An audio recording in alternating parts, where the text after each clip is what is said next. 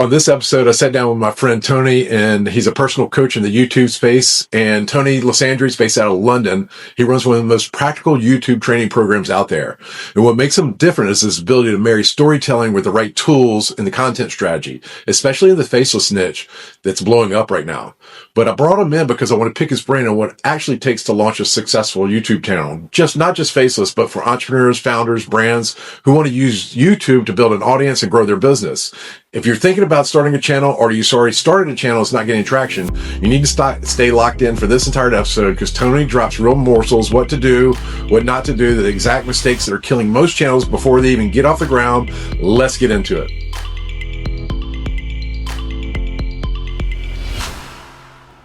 I'm here with Tony Lysandre, Automation Advancer. I've known you for almost 2 years now.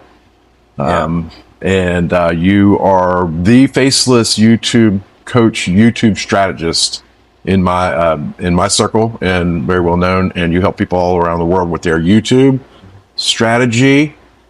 You came all the way from London to do this pod. I appreciate it. My pleasure. Thank you, buddy. Thank you, Clayton. So introduce yourself. Tell us about yourself. Yeah, thanks for having me, Clayton. And I'm Tony Lysandre, and I do faceless YouTube channels, and it all started in the heat of lockdown. My background was door-to-door sales, where I was in London selling alarm systems in door-to-door sales. And when the first lockdown happened, I couldn't work. So I was looking for a way to make money online without having to physically do something. And that's when I stumbled across faceless YouTube channels. And my first YouTube channel I started in the heat of lockdown. And it was an interesting niche. It was a trend about Dubai. And I saw some videos trending about Dubai, did similar content. And then I eventually had a video that hit 22 million views. And nice. After a few months, that channel was scaled to 14 grand a month. And then I ended up scaling other channels in different niches without my face on it, by the way. Wow. So I did not show my face on any of these videos. And then, it led to what I'm doing today. Because YouTube is paying creators now more than ever to create good quality content that people want to watch. Not just AI slop, but actually interesting stories in all different niches, right? History, tech, art, automotive, you name it, right? I mean, there's barber guys making tons of money. That's not faceless, but they're showing their day in a life kind of thing, right? Yeah, pretty much anything that has crazy amounts of interest, you can make videos on. And where there's eyeballs, as you know, where there's attention, there's advertisers. And when there's advertisers, there's money to be made. So we are in the attention economy right now, where wherever you have eyeballs, you can monetize it. And so whatever you're passionate about, when I work with clients, I always say, look, find what you're passionate about, find what you love, because you can build a business around that. That's a good point. So when I first, I remember a couple of years ago, me and my team, we were not YouTube savvy, and we were like, we got to join a coaching program to figure out the rules of YouTube, because we knew we were going to have to use it for our businesses and for our clients. So one of the first intro meetings I had with you and your team was, you had a current student who'd been doing it a year, and she showed off, it was her debut day of showing off her channel. And she showed off how I think she was in the military. Yeah. And she showed off how she created a health niche channel about a health topic. Mm-hmm. And she started slow, kept creating content, didn't get much traction. Then all of a sudden, started seeing income and results and a lot of views. And then a year later, she was over 10 grand a month. Oh, yeah. And that was me. That was like, okay, so these are the guys that are going to help us. So it's possible, right? So if you're good at content and you follow their YouTube rules, then you can create a high value channel. And hers was happened to be in health niche, right? Yeah, it happens to be in a health niche. And a common misconception people have, Clayton, when they're starting a faceless channel, is that they have to be on camera. You don't have to be on camera to do YouTube. You can use AI tools that we're going to go into today. Yeah. You can use AI tools and hire freelancers to make the videos for you, so that you don't have to be the face of the brand and look goofy on camera. Because that's a good point. As you know, most founders, they don't like being on camera. Yeah. And let's talk about that, because in my niche, is in my agency side and my CMO side that I do for fractional chief marketing officer, I'm encouraging all my clients, you have to create some sort of YouTube content, whether you're on the camera or not. Now, the other thing that's available to founders and to entrepreneurs who don't feel comfortable on camera is, one option is a avatar of themselves, right? Yeah. And they can create an avatar of themselves and then script it all out. Oh yeah, that's going to be the future, where you will use AI to create an avatar of yourself, and you can prompt it to do whatever you want. And most people don't know it's AI, and that's essentially an advantage for business owners, where they don't have to be on camera.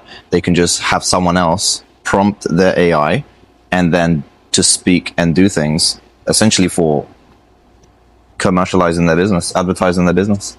Yeah, that's a good point. And then so they can record an avatar of themselves, or they can create a UGC or a totally made up avatar to be the brand of the company, or the voice face of the company.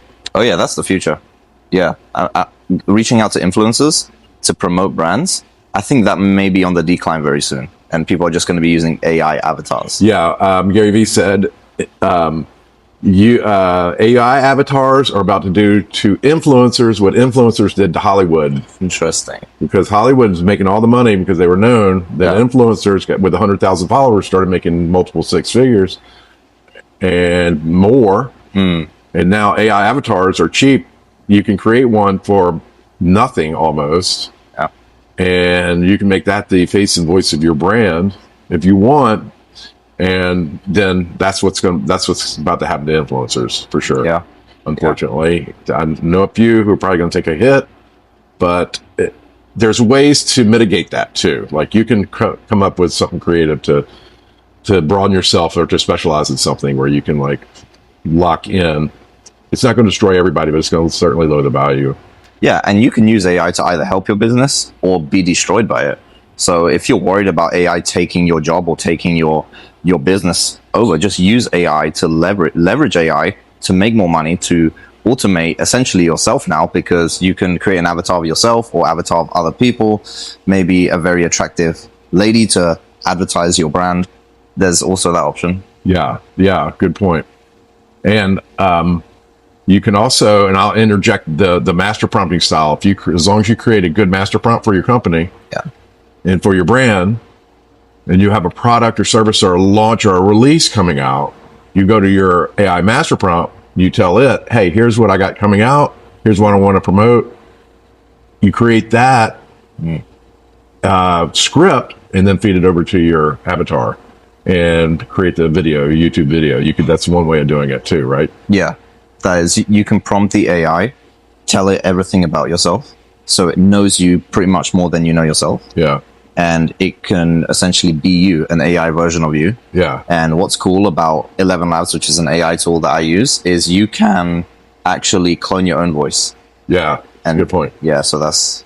So, and we'll go into some of the tech stack. We're going to go to Cam on our computers and show some tech tools that you can use. Now we'll mention drop some things here throughout the broadcast where we say, so if you want the AI master prompt, comment AI master prompt, and I'll send that to you. Do you have anything that we just discussed that you're thinking about dropping that you want to say? You got some giveaways, some freebies, Yeah, I have a free training on AI. Okay. And on Faceless YouTube. What do you want them to comment to get that? Comment YouTube, and I'll send that to you. Okay. So AI master prompt for the AI master prompt, YouTube for that, or you can comment both. Yeah, comment both. And you'll get both. What do you think about when somebody's going, okay, I want to do a YouTube channel. I'm good at gardening, but I don't know anything else about tech. If you want to start a YouTube channel and you have no idea about technology or how to use YouTube, the best thing you can do is hire a team. and you can hire cheap freelancers off of Upwork. That's a good point. Which are low cost. How much? When you say low cost, how much? We got to tell them. So you're looking at $200 to $500 a month. I would say $500 a month is a good... To hire a scripter, editor, thumbnail creator. Correct, yeah. A video editor, yeah. So if you hired the whole team to do that, to create like a 30-minute or... and let's go back to strategy on that. You should be creating no less than 8-minute videos. Is that what it's still the rule? Yes. Okay. So if you want to monetize your YouTube, this is monetization. You need to have minimum of 8-minute videos, right? You'll make more money that way. So if you're going from the monetization route on YouTube and you're trying to create a YouTube channel that's going to hold an audience and have them follow you and watch all your videos, start the minimum is 8 minutes, right? Correct. Okay. And so you're saying $200 for somebody to create a good, decent video between 8 and 30 minutes, 8 minutes and an hour? Oh, no, that's all in. So I would say for one video, you're looking at $50 per video, $50 to $80 per video. And that's somebody that's all the way from potentially scripting. I recommend people script it themselves because they're the subject matter expert. They should really know the story, be able to tell the story. Scripting, video edit production, and that's AI incorporated in that. And how about B-roll? Will B-roll be incorporated with that? Yeah, that's incorporated in the video edits. Yeah. That's cheap. That's gotten really cheap. That's good. That's good. So if you're a subject matter expert in something, then really all you have to do is script it. You should script it. Use my master prompt to get the idea and the strategy on that. Script it yourself. Then feed it off to some YouTube. You get them on Upwork, right? You can find YouTube people on Upwork? Yes. Okay. And so you should script it and then feed it up to Upwork and say, I need somebody to edit this or to create this video. You can, if you already have some video of your shop or your niche created, something you want, you can send that to them as well. How long does that process take? 3 days, I would say. So to script your own videos, AI has made everything faster. Yeah. So you can use AI. Claude is what I like to use. Yeah. Claude is very good at script writing. Yeah. Tends to be better than chat. So Claude for script writing, for the voiceover, 11 labs. Yeah. And you can have both done within minutes. Like within 30 minutes, you can have the script and the voiceover done with AI. Okay. And then all you need is a video editor and a thumbnail designer to do the rest of the video. Okay. Very cool. And then we'll show you too also the NVIDIA custom GPT for creating your own thumbnail. If you want to do it yourself, I've discovered that. I played with it. It's pretty easy prompting on it, so you can actually do those yourself too if you wanted to, right? And so let's talk about when you're trying to it's just like YouTube, just as in web work and in product launch releases, we always say, do your research and discovery on your competitors, see what they're building, see what they're selling, how they're selling it, what they're doing. Same strategy applies with YouTube, right? Yes. When coming up with ideation and what's working, what's not. How do you do that in YouTube? Yeah, so what I do when I'm looking for what's working on YouTube is that I would type in a keyword on the YouTube search bar in a specific niche. It could be fitness, it could be health, it could be history. For example, for fitness, I'll type in the word pull-ups, and then I'll pay attention to the faceless viral videos that get recommended to me. Yeah. And then I would open a new tab with all of the recent viral videos. Yeah. And then I'll look at the channels. And the main thing I look at, Clayton, is when I'm looking at viral channels is, are they getting more views than subscribers? That's the only thing I look at. If there's a YouTube channel that has, let's say, 10,000 subscribers, but they're getting 1 million views a month, then which I can see from vidIQ, then I know that their views are not coming from subscribers because they have more views than subscribers. Okay. So their views are coming from what the algorithm's pushing out. And so that's where I identify an opportunity where I'm like, yeah, they're getting more views than subscribers. All I need to do now is create similar videos to their titles and ethically steal their traction.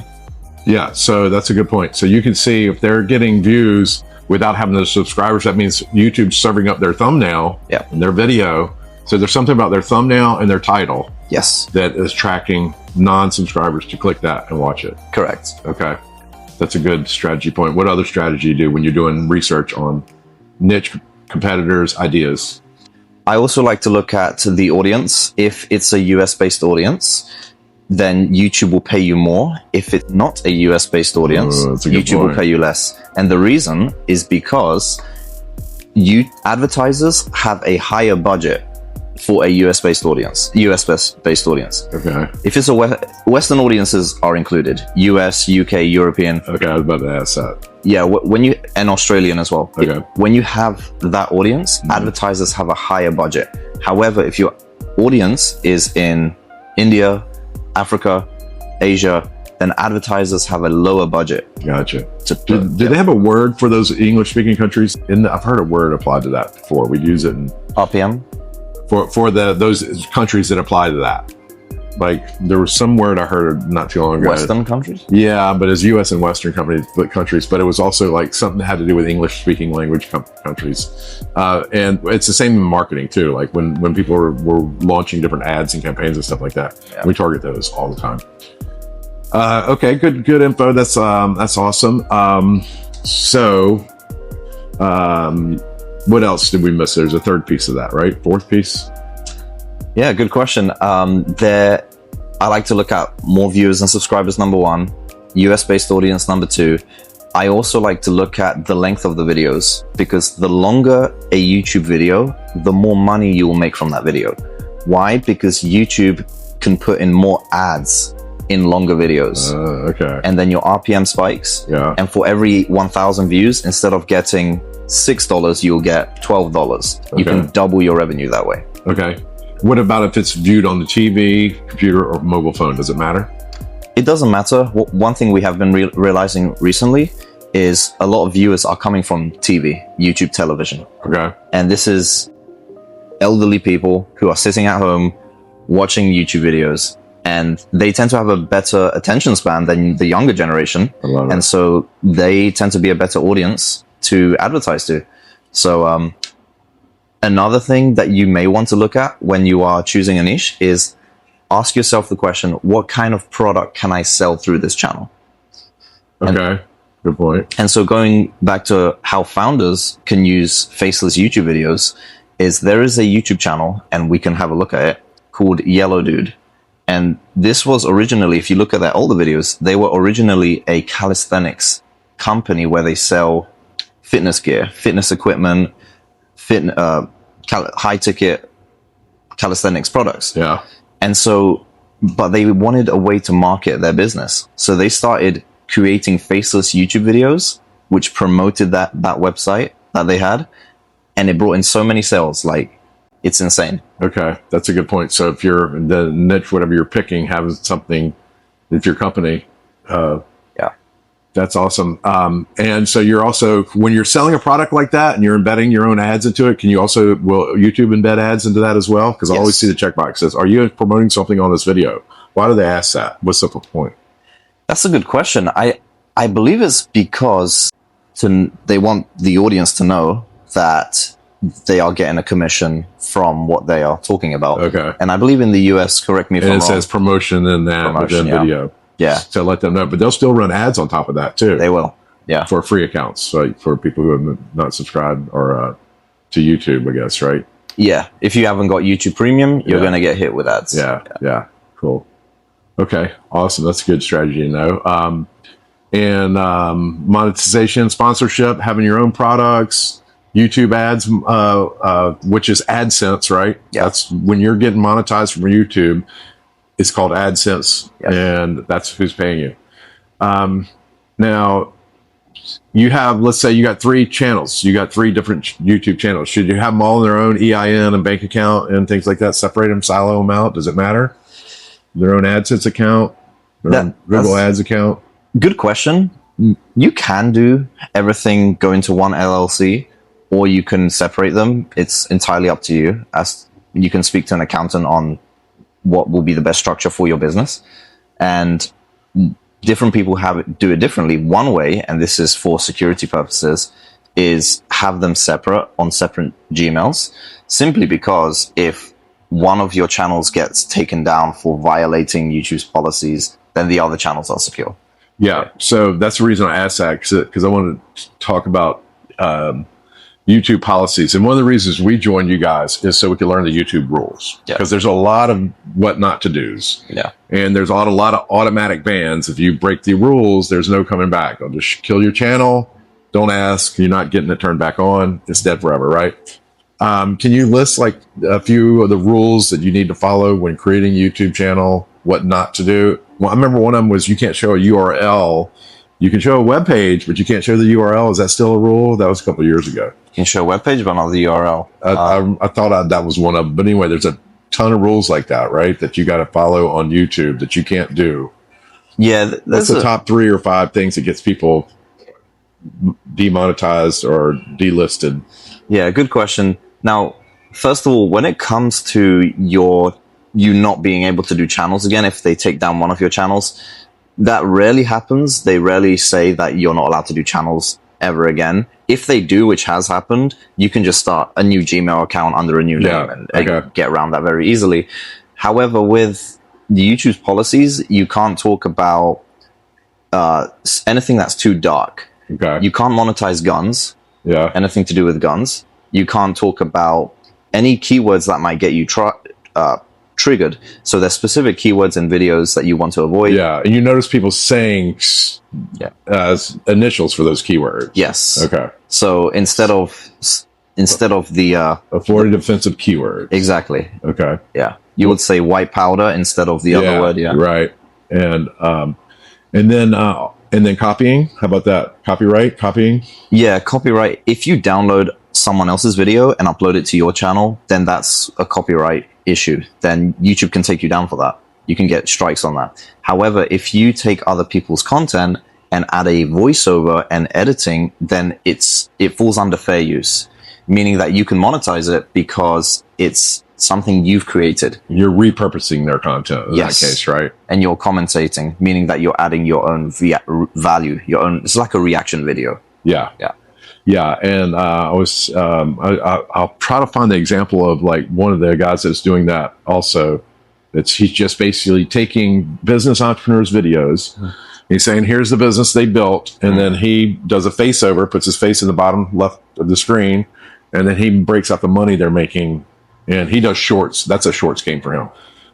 Which brings us to another question. Long shorts game, is shorts a way to go in YouTube video if you're trying to monetize? I know if you're doing it for business, it doesn't matter because you're just trying to promote your business. How about for monetization? You have to create millions and millions of views to even start getting monetized for shorts? Yeah, you need millions, tens of millions of views every month to make a decent income on YouTube with shorts. So you could do it, but it takes a lot more video, a lot more production, a lot more work. Yeah. However, YouTube pay you I would say 100x the amount with long form. If you get 1 million views on a short form video, YouTube will pay you around $70. But if you get 1 million views on a long form video, YouTube's going to pay around $7,000 to $8,000. Okay. So the difference is like 100x difference, but the effort to get there isn't 100x. So it just makes more sense to just do long form, in my opinion. Yeah, no, for sure. Are there any channels that you can think of that you want to list here and say, here's some long-term players, here have been people that have been doing it the longest in different niches, and here's why they're successful? Like, do you have any in top of mind, like top 3 that you say these are the top examples of faceless channels? Yeah, there's many. There's recent viral channels, and then there's those who are in it for the long haul. Some recent viral channels I've seen, one of them is called Frozen Stories. Okay. Frozen Towns.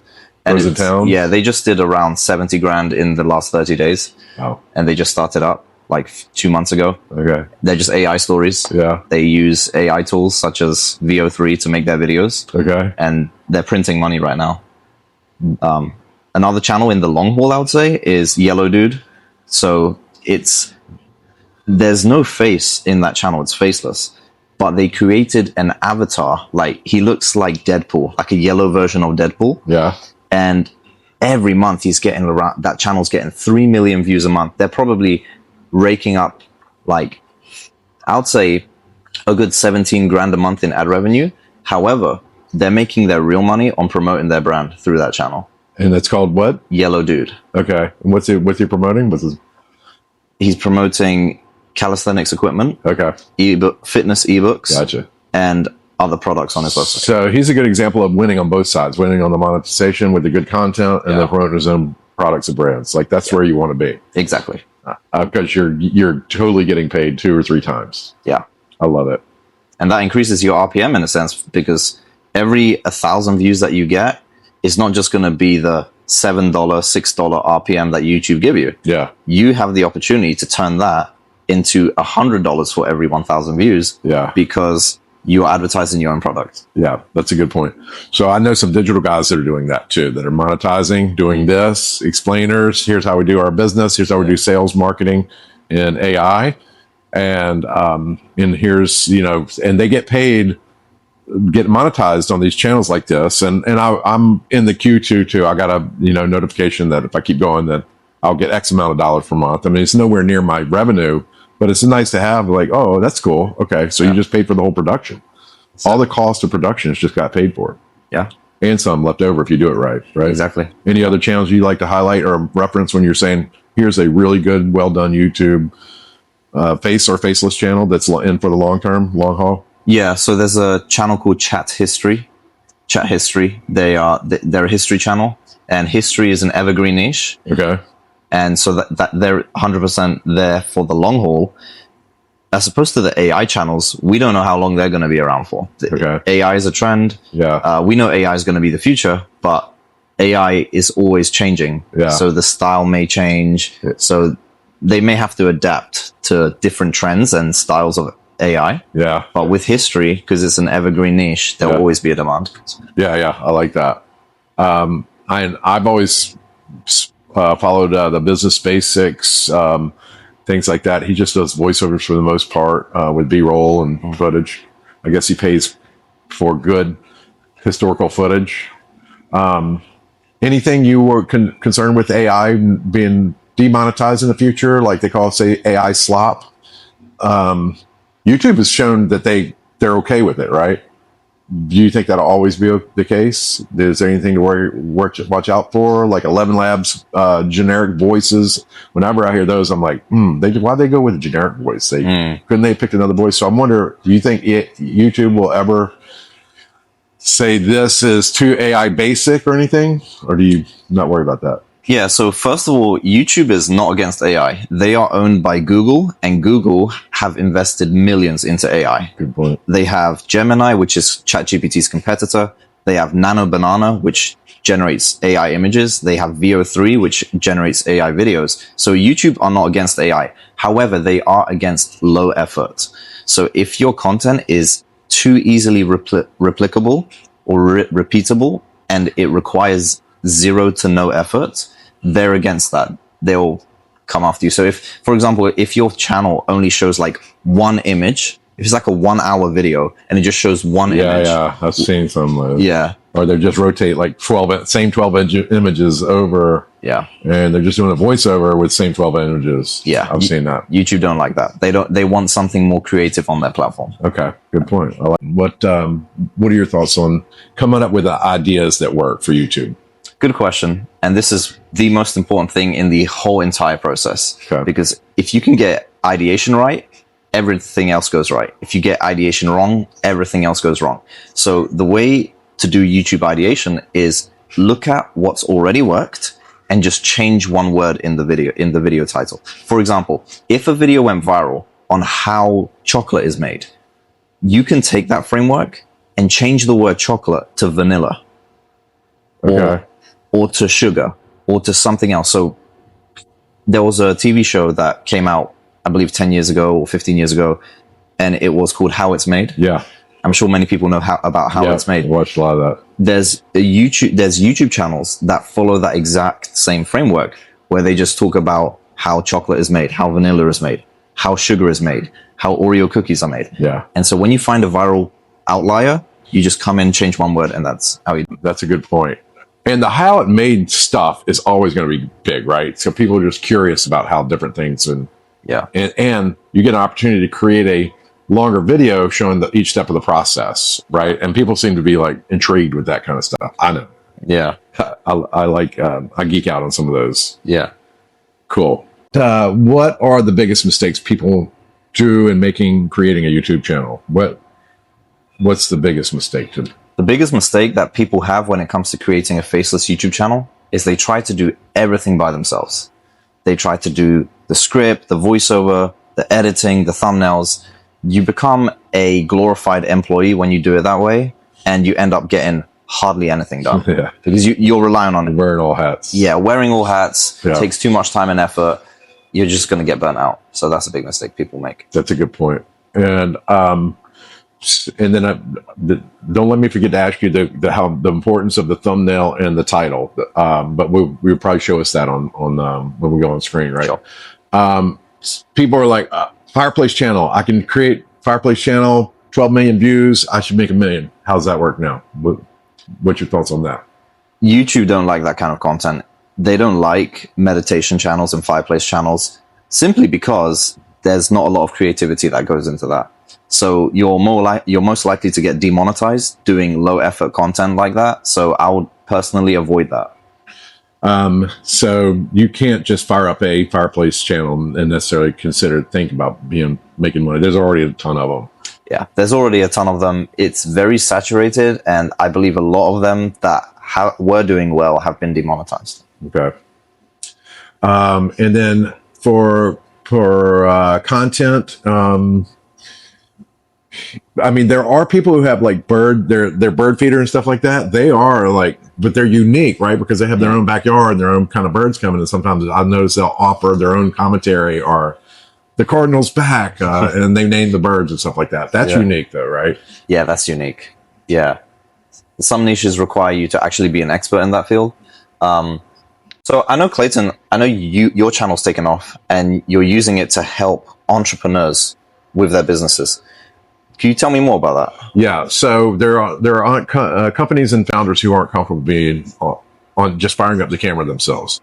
So I'm like, I'll interview you. You have a great company, a great product, great service. Let me interview you and get your origin story. That's what started me. I was going around. I'm a member of EO and Post Exit Founders and these different entrepreneur groups. And I was listening to all these great stories. I said, I need to interview this person to get this story out, because other people need to hear it. Yeah. Not all of them were successful out of the bat and out of the gate. And I was like, okay, I can get them to tell this story. I can ask them the right questions and hear their mistakes and their wins and what they would do if they would do it all over again. So I said, I'm going to start one. And I quietly started my channel 6 months ago. I interviewed a couple of my colleagues and friends who were very successful. And I let it seed. I let the YouTube algorithm work and organically find viewers for it. Then it took off. And my 5th or 6th video, it took off. It took 6 months. It didn't happen right away, which I knew I was fine. I wasn't monitoring counts. I wasn't monitoring subscribers. I wasn't paying attention. I knew it was going to take a while. So I didn't sweat it. Then I interviewed this really smart IT tech marketing guy who had a big following. And that's the one that took off. And it's like, okay, I got a business here. Now, for the local SEO, here's what we're doing with our clients. This is a strategy where we're taking YouTube videos and hopefully interviewing the founder or somebody in the company. And we're asking them about their business. We're getting context from them about their business. And if they service Jacksonville for XYZ product or service, we'll record them talking about their product, company, and service in Jacksonville. We'll embed that video to the top of their Jacksonville page with schema markup.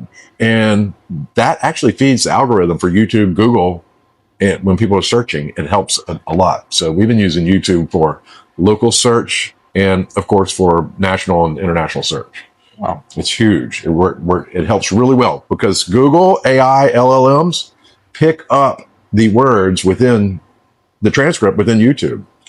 So if you're talking about a product or service and you're asking ChatGPT now looks at YouTube transcripts and it just topped Reddit for the #1 LLM recommendation engine.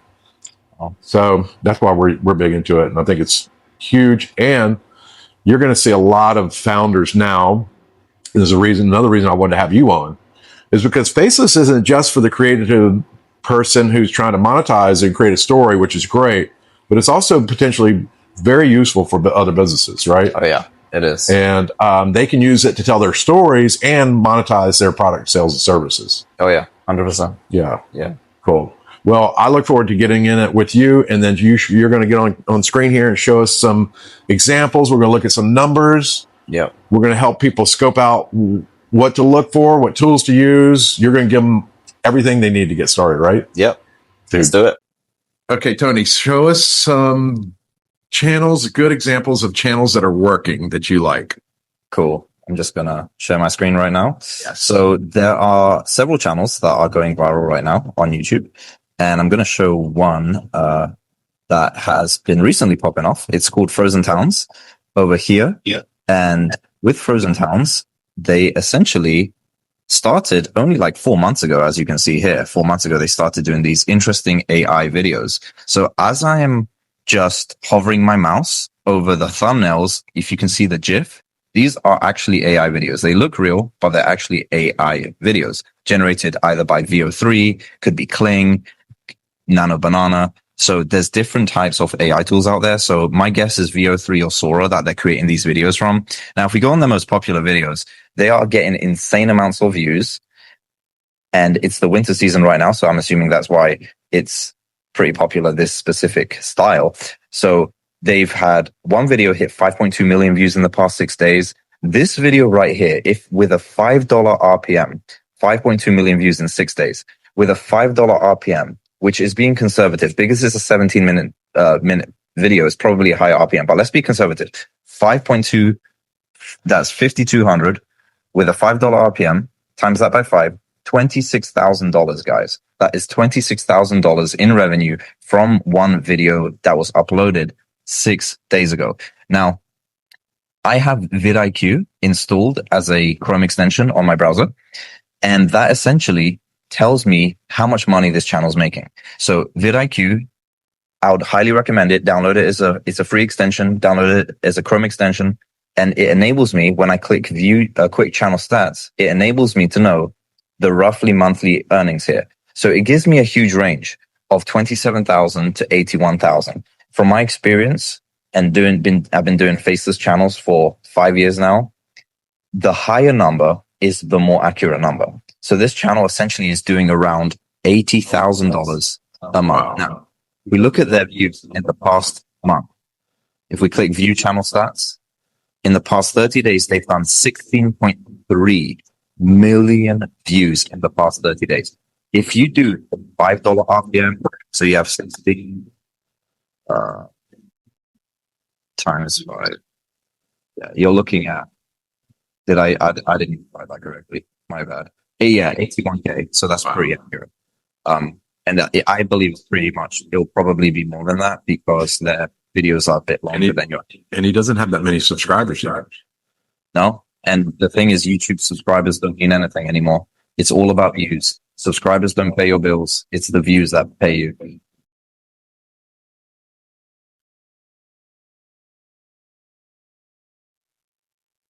Okay, this is very cool. You turn your volume down just a little bit and we'll reverb. Okay. Now explain to us the numbers on the bottom of the video. There's what is a breakout? Was it called a breakout or an outlier? If you scroll down a little bit, you'll see the red. What does that mean? 100x, over 100x. Is that an outlier? Yeah. So this is the outlier score with vidIQ. It tells me the outlier score of this video. So essentially what this is tells me how much this video outperformed the average video on this channel. So specifically here, 5.2 million views, that outperformed the average video 100x. So when you identify this 100x outlier score, you can take this outlier from this title, which in this case, the outlier of this title is a wild bear brought back her sick cub to this 80-year-old woman's door in 71 degrees Siberia. So what you would do is take this outlier and just change up wild bear to a different animal, which could be a wild tiger. It could be a lion. It could be any type of other animal that is rescued to an 80-year-old woman's door in a cold weather. So that's essentially what it is. Awesome. Okay. Do you want to redo? Because maybe the reverb, do you think the reverb screwed up the audio previously? No. I could just hear it and it was throwing me off. Okay. Um, okay, cool. Yeah. Okay. So let me ask you about, let me ask you about, there's another tool I see you got up there, Next Love. What's the benefit of having Next Love? What does that tell you? NextLev tells me if a channel's monetized, and it also tells me how much, gives me similar data to what vidIQ gives. So if we go on analytics with NextLev, And Next Love is what, $10 a month? yeah, something like $12 a month. So it tells me channel revenue. I can go reveal, and it will calculate. So it gives me 51K in the past 30 days. Also tells me the views in the past 30 days and the RPM as well, which I wouldn't say this is 100% accurate, because it's very hard to tell exactly how much advertisers pay per month, because that can vary. But yeah, either way, this channel's making it rain like a hurricane. And they're doing daily videos by the looks of it. And every video they upload is just going absolutely wild, created with AI. The AI script, I would assume that they're doing AI. They're using Claude, this tool right here, to create viral scripts. And one way, if you want to go into this niche, and I believe you can do it with this niche. I don't know if they have fully a voiceover, but the way I do it, when I want to create a viral script, or if I'm emulating this channel, I would go on their video, go on their description, and I will click on, okay, it looks like they don't have their script ready. That's interesting. Yeah, this is a unique niche, simply because They don't have a transcript? they don't have a transcript. I think everything is AI. Are they losing out by not having a transcript? Or is there a strategy for them not doing that? It's hard to tell. They're still making money from these videos, so either way, it's fine. So I wouldn't say they're losing out. I mean, the way YouTube determine what your video is they transcribe your video, or they detect the visuals. Yeah. And it looks like with this niche, they just detecting the visuals. It looks like they're just stories with no audio. I mean, no voiceover, okay. Which is good. And good thing about vidIQ shows me the thumbnails that they've used as well. Cool. Okay. Yeah. Maybe as an example, I'll look for another video. So for example, if we was to look at this channel, okay, 5 isometric holds that fixes 95% of mobility problems. If I wanted to create my own script with AI, I'll go to the description, click on show transcript, and the transcript, boom, straight away appears here. Copy transcript, paste it into Claude, and then I'll say, based on this script, write a script about, and then I'll give my own title. And in this case, my own title will be, instead of 5 isometric holds that fix 90% of your mobility problems, I'll change up the word 5 isometric holds to 5 stretches. So if we go here, 5 stretches, this is how easy you can just get video ideas. You just change up one word. And then I would say maintain the word count and writing style. And then I hit enter. That's just quick basic prompt. And then it will read the script. It will check the original. Then it will start writing the script that easily. So it's that easy to recreate a script based on your own style. Correct.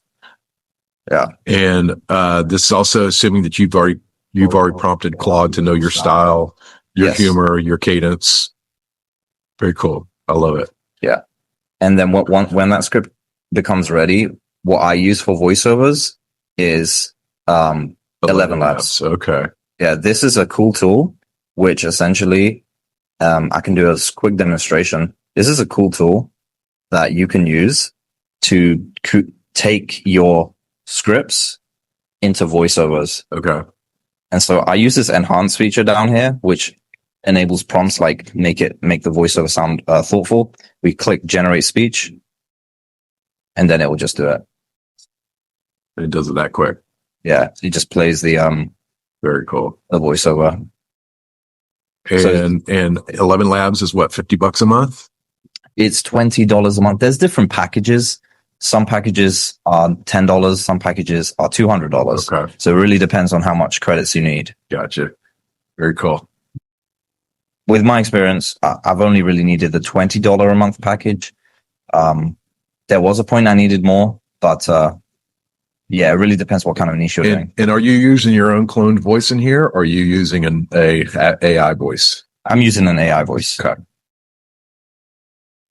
Yeah. But you can use your own cloned voice if you want. Like if you just want to record yourself for a minute and then to train 11 labs on your voice, you can use it for all your production. Correct. You can clone your own voice. Love it. Okay.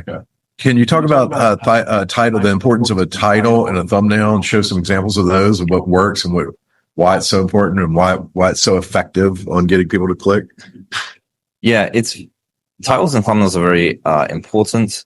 I think Yellow Dude will be a good example here as well. They're very simplistic. And this is the other one you were talking about too. Oh yeah, this is the other one that I was explaining. So before we go into thumbnails and titles, this channel essentially, if we go on their oldest video, they started out, the name of their company is actually Grav Gear. That's the name of the brand. And he's also selling a product. This is an actual company creating videos and selling a product. Correct. Cool. Okay. So this is an example good for entrepreneurs who are founders who have a company or product or service that you can use this to emulate.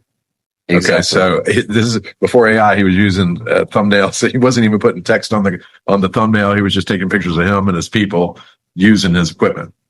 Exactly. That's essentially what they were doing. They were just promoting their products, best weighted vest for running, walking, and CrossFit home workout, Grav weight vest. So they were selling different types of equipment for calisthenics. So this was, as you can see, they started 5 years ago. They were just making these videos, but then a switch flipped around a year ago where they just said, why don't we just create faceless videos to promote our product and to promote our brand? And so what they did is they took this Yellow Dude looking character who looks a bit like Deadpool in the thumbnails, and they had this character as the face of the brand. And this character, all he's doing is adding value, creating videos on how your body changes with calisthenics, how to do proper push-ups, crush your calisthenics goals. And they did a part 2 of that video as well. How to know you're actually getting stronger. So they're just doing these value-based videos, which then drives traffic. And then their funnel, essentially, they have a link here that leads to their website. So as you can see, this is their website. They sell calendars, a wall calendar. They sell ebooks, $70 ebooks, $34 ebooks. And people buy. I've coached clients who sell ebooks through their YouTube channels, and people buy $27 ebooks. When people see that it's a solution to their problem, they buy. They don't care about price. They don't care about how it's going to happen. They just want the solution to their problem. And now he wants my email, which is pretty smart. And they also sell posters for people who work out. They have merch, and they also have the calisthenics equipment is here. And I believe they have some high ticket items here, $270, $100, $140, $49. So this is how they monetize their website or their products, is they created a YouTube channel, which is getting, by the looks of it, 5.3 million views a month. They're getting paid over $20,000. I would say even $30,000 a month from YouTube, plus all the money they're generating from selling their products online through this channel. That's amazing. Show their new thumbnails, the latest. So that's how it's different. And so now you can put text in the thumbnail and in the title. You don't want those to say the same thing, right? Yeah, exactly. You don't want the title and the thumbnail to repeat the same thing. They complement each other. And so their thumbnails are pretty good. He has very good color coordination. Yellow goes perfectly with purple. So he uses mainly the purple background to complement his yellow character. And as you can see, some of his videos are less than 8 minutes. And I believe he's at a point now where he's not too concerned about the ad revenue because he's making so much money from his brand. And so yeah, these thumbnails are pretty good. They have simple text, not too much text. You don't want your thumbnails to be overcrowded with text. If you're going to have text in your thumbnails, keep it very minimal. Let's go on his most popular. His most popular videos don't really have much text, or they have little text. So the reason is because a picture paints 1,000 words. You don't want too much text on your thumbnails. That's what the title's for. The title has the text, the thumbnail's there to visually stimulate and compel people to click. Now, his color coordination is pretty good with the yellow and the white. And he's going for the less is more kind of strategy on these thumbnails right here. He hasn't got much going on in the thumbnails. And that's another thing. Thumbnails that are too busy are not good.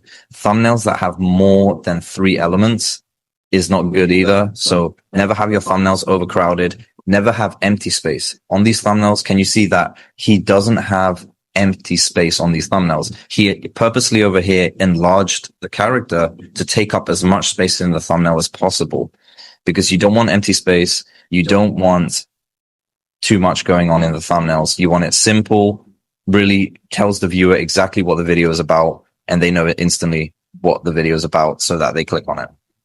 Very cool. Okay. Yeah.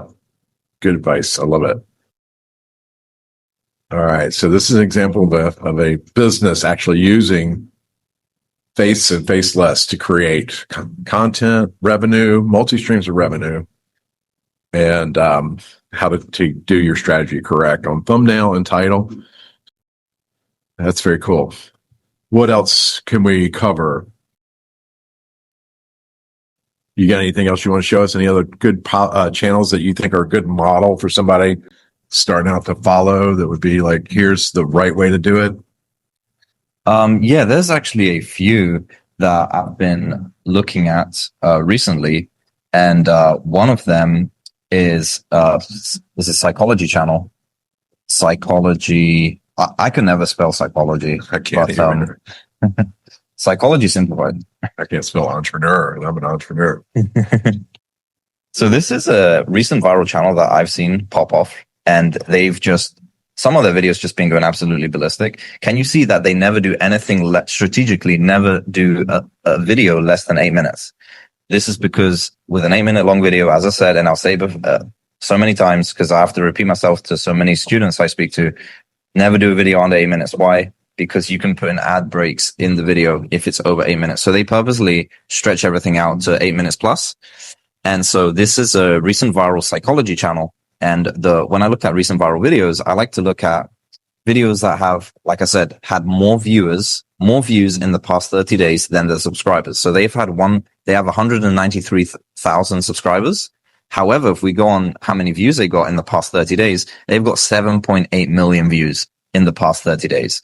This means that their views are not coming from their subscribers. Their views are coming from what the algorithm is pushing out. So that's what we call an opportunity. More views than subscribers, more views in the past 30 days than their entire subscriber account, or count. And so as you can see, they're doing just weird psychology videos that if you're into psychology, this will be a perfect niche for you to go into. And if we look at them as popular, they have the psychology of people who love staying at home. That's the most viral video. Then they literally took the exact same framework and they just changed up the last word. So the psychology of people who love staying at home, what they then did is psychology of people who don't obsess over sports. Psychology of Gen X. Hate crowded places, this might be the reason. Psychology of blank. Can you see they just rinse and repeat? They take that one format and then they just rinse and repeat. And this is crazy because even Mr. Beast does this. If you look at Mr. Beast, I'm sure we all know who Mr. Beast is. But Mr. Beast does this exact same strategy that I'm sharing here, but he does it with face channels. So we look at some of his videos. He has an outlier, which is called Would You Rather? So would you rather, we look at his videos, would you rather have a giant diamond or 100K? Would you rather have 100K or this mystery key? Would you rather have a Lamborghini or this house? Would you sit in snakes for 10K? So can you see how as soon as something's working, just rinse and repeat, rinse and repeat, just change up the words. And it's used by Mr. Beast and you can apply it to faceless channels. That's a good point. And on his thumbnails too, right? And you notice when Mr. Beast starts a thumbnail trend, everybody follows. Yeah. And can you notice there's zero text on his thumbnails? Because the picture paints 1,000 words. It wasn't always like that though, right? Yeah, it wasn't always like that. I mean, I think some thumbnails have like dollar amounts here, day 150, but it's very minimal. But he's also the face of the brand too. If you see his face, you're going to click on it. Yeah, it is. Yeah, he has an advantage there. Another strategy he used was I survived. If we look, it says I survived 50 hours in Antarctica. I survived the deadliest 5 places on Earth. I survived 7 days in an abandoned city. I survived. So, moral of the story: if something's working, just whether it's your channel or someone else's channel, take the framework and apply. Rinse and repeat. Just change up the words, and that's how you get unlimited video ideas. Yeah, that's awesome. What else? Any other tools? Any other channels? In terms of tools, yeah, like I said, I love vidIQ. vidIQ's a good plugin. It's free. You don't have to pay anything for it. They'll probably try and sell you something when you download it on your browser, but it's a free Chrome extension. Doesn't work on Safari, only works on Chrome and Edge, and I believe another one. Yeah, essentially, if you were to go into this psychology niche, what you would do is just change up Gen X. So they just had a video hit 2.8 million views in 13 days. If I was going into this niche, I will take this framework of psychology of blank, and instead of Gen X, I would put Gen Z or another type of generation, or some other type of person, maybe psychology of introverts or psychology of extroverts, and do similar style video. I'll take their script. I'll go onto their description. I'll go on show transcript. I'll copy and paste their script into, when their script finally appears, I'll copy and paste their script into Claude, and then I'll ask Claude to write a similar script but about a different topic, and to maintain the writing style. In your own style and your own voice. Yes. Gotcha. Oh, looks like I'm frozen a bit. Yeah, my screen is frozen, I think. But am I frozen? No. You're still moving. I can see. Yeah, it doesn't listen to my commands. Okay. But cool. In a nutshell, AI tools, Claude for scripts, 11 Labs for voiceovers.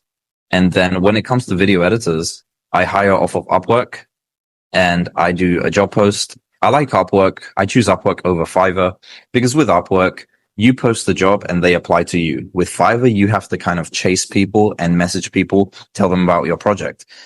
With Upwork, it gives you the power in the negotiation. Why? Because they are coming to you, so you have the power in the negotiation. So that's why I would 100% suggest recruit on Upwork. You can get people from places like Pakistan, the Philippines, people who are willing to work for literally what we would say in the UK, peanuts. They'll do a full-blown video for you for $50, which if you also hire someone from the States, it'll cost you $200. If you hire from Pakistan, $50. Why? Because $50 to them is like $300 to us. So they value the money more because of the currency exchange between the dollar and their currency. Awesome. Okay. So final question, and then show your website and how do people get in touch with you. And I always ask, you already kind of mapped it out. If you were to start today from scratch with zero, how would you start? What would you do to be able to get going the quickest?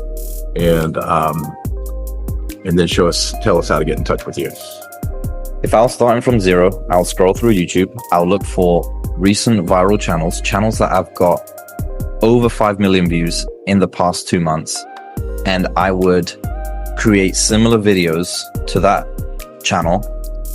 A good example is what we saw today, those frozen stories. I would create similar videos to those channels, and I would ethically steal the traction from that niche. And I teach how to do this. And if you want to find out more about me, go to automationadvancer.co.uk. That we're going to link that below. Okay, awesome. Thanks for doing this, man. It's good info. We learned a lot from you, and it's been very helpful for us in our businesses and our channels. And appreciate you coming all the way from London to do this. Thank you so much, Clayton, for having me. Cool. All right. And comment down below AI. And what was your comment? To YouTube. And we will send you some info and get you going. Thank you, Tony. Appreciate you. Good seeing you again. My pleasure. All right, bye.